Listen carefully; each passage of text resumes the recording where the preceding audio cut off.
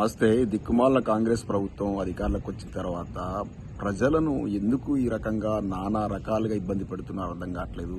రావడంతోనే హైడ్రా కూల్చివేతలు, హైదరాబాద్ను అయితే ఐ థింక్ ఈ కాంగ్రెస్ ప్రభుత్వము హైదరాబాద్ నగరాన్ని సర్వనాశనం చేయడమే ధ్యేయంగా పెట్టుకున్నదా అర్థం కావట్లేదు. ఎందుకంటే రేవంత్ రెడ్డి గారు, గురువు గారు, చంద్రబాబు నాయుడు గారు అక్కడ అమరావతి లేవాలంటే ఇక్కడ హైదరాబాద్ పడగొట్టాలనే ఉద్దేశం కూడా కనపడతా ఉంది. ఎందుకు ఇంత కక్ష కట్టినట్టుగా అసలు హైదరాబాద్ నగరం మీద ఎందుకు పడ్డారో అర్థం కావట్లేదు. మరి అక్రమంగా ల్యాండ్ బ్యాంక్ కోసమా, డబ్బు సంపాదించడానికా, బెదిరింపుల పర్వం తెరలేపి హిట్లర్ని ఆదర్శంగా తీసుకుని హైడ్రాని తీసుకొచ్చిన అని చెప్పి రంగనాథ్ అనేటువంటి ఒక ఐపీఎస్ అధికారిని తీసుకొచ్చి అక్కడ పెట్టేసి భయభ్రాంతులకు గురి చేసి విపరీతంగా కూలగొట్టి ఎన్ని చెరువులను పునరుద్ధరించారు, ఎన్నిటిని ఉద్ధరించారు. అంతా సర్వనాశనం అయిపోయింది హైదరాబాదు. ఇక అది అయిపోయిన తర్వాత ఇక ఏదో హైడ్రా నడుస్తూ ఉంది, దాని మీద కోర్టు మొట్టికాయలు వేసింది. ఆ రంగనాథ్ తొలగించాలన్నది ఇంకా బుద్ధి రాలేదు. ఇంకోటి ఎక్కడో 1908లో ఉన్నటువంటి ఒక చట్టంలో ఉన్నటువంటి సెక్షన్ 22A పట్టుకొచ్చారు 1908లో. దాదాపు ఒక 120 సంవత్సరాల కింద ఉన్నటువంటి చట్టాన్ని తీసుకొచ్చారు. ఓకే, వీళ్ళు ఏమంటారంటే గత ప్రభుత్వం తీసుకొచ్చింది నిజమే. గత ప్రభుత్వంలో గింత అన్యాయం జరిగిందా? సర్వే నెంబర్లు తీసుకుపోయి ఈ నిషేధిత జాబితాలో పెట్టిర్రా?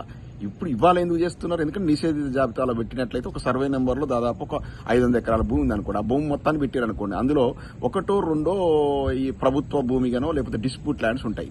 వాళ్ళకు వర్తించాల్సినటువంటి ఆ నిబంధనను మిగతా 498 ప్రాపర్టీలకు చేయడం వల్ల వాళ్ళందరూ బెంబేలు ఎత్తిపోయి వచ్చేస్తారు. ఎందుకంటే వాళ్ళ భూమి అమ్ముకోలేరు, కట్టుకున్న ఇల్లు అమ్ముకోలేరు, బదిలీ చేయలేరు, బ్యాంకు లోన్ తెచ్చుకోలేరు, ఏమైనా అత్యవసరం ఉంటాయి. కాబట్టి వాళ్ళు భయభ్రాంతులకు గురి అయితే రిజిస్ట్రేషన్లు కావు. కాబట్టి వాళ్ళు వచ్చేసి ఆ ప్రభుత్వానికి లేదా పెద్దలకు, ఈ పొలిటికల్ లీడర్కి మ్యామ్యా అని ఎంతో కొంత లంచాలు ఇచ్చేసి ఇది చేసుకోవాలి. ఆ రకంగా సంపాదనకు దిగబడ్డటువంటి కాంగ్రెస్ పార్టీ నీచులు ఈ కొత్త చట్టాన్ని ఇప్పుడు ఇమ్మీడియట్ గా ఇంప్లిమెంట్ చేయడం, అధికారులకు అపరిమితమైన అధికారాలు ఇవ్వడం, ఇదంతా వ్యవస్థను సర్వనాశనం చేయడం కాదా? ఏదన్నంటే గత ప్రభుత్వం అంటారు. మరి గత ప్రభుత్వం పోయి ఇప్పుడు 2.5 ఏళ్ళు కావస్తుంది. 2.5 ఏళ్ల నుంచి గాడిద పనులు దొంగతున్నారా ఈ ప్రభుత్వ పెద్దలు? ఏ జరిగినా కూడా గత ప్రభుత్వం మీద ఇవ్వడం. గత ప్రభుత్వం ఏం చేసింది? చక్కటి ట్రాన్స్పరెంట్ విధానం, ధరణి విధానం తీసుకొచ్చింది. కొన్ని ఫ్లాస్ ఉంటే ఎత్తి చూపండి. ఏ వ్యవస్థలైనా కొన్ని చిన్న ఫ్లా ఉంటాయి. కానీ వ్యవస్థలో ఉన్నటువంటి లోపాల వల్ల ప్రజలు ఇబ్బంది పడకూడదు.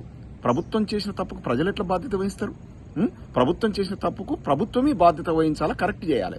ఇవాళ ఏం చేస్తాడు రెవెన్యూ మంత్రి చేసి క్షమాపణ చెప్తున్నాడు. నీ క్షమాపణ మనకి కావాలి. ఎందరి జీవితాలు ఆగమై ఉంటాయి. ఒక్కొక్కటి చెప్తా ఉంటాయి. దిల్సుఖ్ నగర్ లో 320 గజాల ఒక భూమి లోపల ఒక అపార్ట్మెంట్ కట్టిండు ఒక ఆయన, ఒక బిల్డర్. 2004లో ప్రారంభించి 2007లో చేసేసిన తర్వాత అంత ఆక్యుపెన్సీకి వచ్చారు, మంచి నడుతుంది. అందులో 1-2 ఫ్లాట్ల మీద మొత్తం ఆ సర్వే నెంబర్లు వచ్చిన ఇష్యూ వల్ల ఆ అపార్ట్మెంట్ను నిషేధిత జాబితాలో పెట్టారు. ఇప్పుడు అందులో నివసిస్తున్నటువంటి కుటుంబాల సంగతి ఏంది? 20 ఏళ్ల నుంచి అక్కడ నివసిస్తా ఉన్నారు. ఎర్రగడ్డలోనైతే వాసవి, జనప్రియ, కల్పతరు, బ్రిగేడు, సిటాడెల్ అపార్ట్మెంట్లు అన్నింటినీ కూడా నిషేధిత జాబితాలో పెట్టారు. దాంట్లో సుమారు 5,000 కుటుంబాలు నివసిస్తున్నాయి. ఇప్పుడు అన్ని నిషేధిత జాబితాలకు వచ్చేసినాయి. వాళ్ళు రిజిస్ట్రేషన్ చేయలేరు, వేరేటోళ్ళకి అమ్ముకోలేరు, కొనలేరు, బదిలీ కావు, లోన్లు తీసుకొచ్చుకోలేరు. ఇగో ఇన్ని అపార్ట్మెంట్లను తీసుకుపోయి దానిలో 2-3 ఏదో ఇన్సిడెంట్స్ ఉంటాయి నిషేధిత జాబితాలో. సర్వే నెంబర్ మొత్తం చేస్తే ఇప్పుడు 5,000 కుటుంబాలు రోడ్డు మీద పడ్డాయి. ఇప్పుడు దీనికి ఎవరు బాధ్యత వహించాలి? అట్లే గండిపేటలో 51 విల్లాసు, ఆ విల్లాలు కొనుక్కున్న వాళ్ళు జీవితకాలం వాళ్ళు ఒక్కొక్క రూపాయి కూడా పెట్టుకుని కొనుక్కున్న వాళ్ళందరినీ జీవితాన్ని ఇప్పుడు ఆగమాగం చేసింది. ఈ ప్రభుత్వానికి చిత్తశుద్ధి ఉందా? ప్రజలను కాపాడితే ప్రజలను భక్షించే ప్రభుత్వం ఇది. చండాలమైన ప్రభుత్వం. మెదడు ఎట్లా కాంగ్రెస్ వాళ్ళకు ఉండదు. ఈ ప్రజలు మర్చిపోయి వీళ్ళకి ఓటేసిన దానికి ఇంత అనుభవించాలా? అక్కడనో గోదావరి నదిలో నీళ్లు బారుతా ఉంటే వాటిని ఎత్తిపోసే ఉద్దేశం లేదు. కరెంటు ఎప్పుడు పడితే అప్పుడు పోతా ఉంది. నరకం చూస్తున్నారండి తెలంగాణ ప్రజలు. ఎక్కడి దిక్కుమాల ప్రభుత్వము. ఇప్పుడు సిగ్గు లజ్జ ఉంటే చేసిన తప్పుకు 22A ఇలా తప్పని ఒప్పుకున్నారు. ప్రభుత్వ పెద్దలు రాజీనామా చేయాలి, వాళ్ళు తప్పుకోవాలి. ఎవరు నైతిక బాధ్యత? ఎప్పుడో లాల్ బహదూర్ శాస్త్రి గారు చిన్న రైల్వే ఇన్సిడెంట్ అయితే ఆయన రాజీనామా చేసిండు. అట్నే ఇంత పెద్ద తప్ప ఈ ప్రజల అతలాకుతలం అవుతున్న జీవితాలు రాజీనామా చేయాలి. ఇది ఈ దిక్కుమాల ప్రభుత్వాన్ని ఎన్నుకున్నందుకు మనకు ప్రజలకు ఇచ్చినటువంటి బహుమతి ఈ కాంగ్రెస్ ప్రభుత్వం, ఈ రేవంత్ రెడ్డి గారి ప్రభుత్వం. దీని మీద వెంటనే వైట్ పేపర్ రిలీజ్ చేయాలి. ఎంతమంది ఇదయ్యారు, ఎంతమంది సఫర్ అవుతున్నారని రిలీజ్ చేయాలి. దీని ఇమీడియట్ గా కరెక్టివ్ మెజర్స్ తీసుకోవాలి. మొత్తం ఈ 22A సెక్షన్ లో ఇప్పుడు తీసుకొచ్చిన నిబంధన మార్చేసి మొత్తం రిలీవ్ చేసేసి అసలు ప్రభుత్వ భూమిని కాపాడడంలో మేము కూడా సపోర్ట్ చేస్తాం బీఆర్ఎస్ పార్టీగా.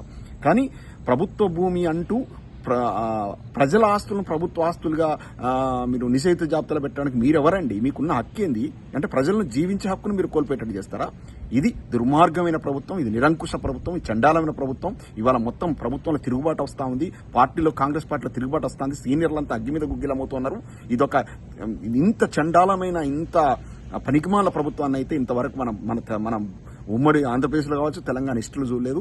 దీనికి నైతిక బాధ్యత వహిస్తూ ముఖ్యమంత్రి గారు, రెవెన్యూ మంత్రి గారు వీళ్ళందరూ కూడా నైతిక బాధ్యత వహించి రాజీనామా చేస్తారా, ఇంకేం చేస్తారా వాళ్ళే చేయాలి. ఇక వాళ్ళ విజ్ఞతకు వదిలేస్తున్నాం. ప్రజలారా గమనించండి, కాంగ్రెస్ కోటేస్తే ఎట్లుంటుంది అనేది. కేసీఆర్ గారు కళ్ళలో కాపాడుకున్నాడు, సంక్షేమ పథకాలు ఇంటింటికి ఇచ్చేసి హైదరాబాద్ నగరాన్ని కేటీఆర్ గారు అంతర్జాతీయ స్థాయికి తీసుకెళ్తే, హరీష్ రావు గారు ఇరిగేషన్ ప్రాజెక్టులను కట్టి ప్రజలకు ప్రతి ఎకరాకు నీళ్లు ఇచ్చడం కృషి చేశారు. అటువంటి ప్రభుత్వాన్ని మనం కోల్పోయి ఇటువంటి చండాలమైనటువంటి 6 గ్యారెంటీల మోసంలో పడి తెచ్చుకున్నందుకు అనుభవిస్తున్నాం. ప్రజలారా జాగృతంగా అండి, ఉద్యమించండి. ప్రభుత్వాన్ని బొందబెట్టాల్సిన ఆవశ్యకత ఎంతైనా ఉంది. ఈ ప్రభుత్వం తక్షణ రాజీనామా చేసి దిగిపోవాలి. తెలంగాణ సర్వనాశనం చేసిన దిక్కుమాల ప్రభుత్వం ఇది.